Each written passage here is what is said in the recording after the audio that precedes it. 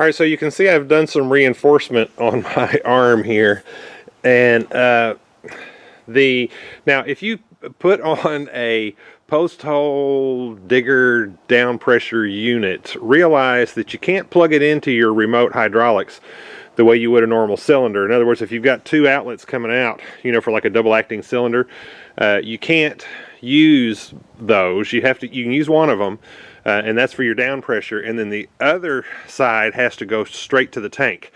Because what happened to me was I hooked it up like that, and of course, because, you know, I made it myself, so I didn't really have any instructions, but when I actually bent my column, it bent right here, and I had to cut, I mean, it crimped it just right across here. And so I had to cut that piece out, and then I put another piece of pipe inside of these two. I had to get the hydraulic press and round them back out, and then I put a piece of pipe inside of there and I slid it into one, and then I slid this piece of pipe over it, and then that, you know, it went up. So there's a piece of pipe that goes about this far in each side, and then this piece goes in there.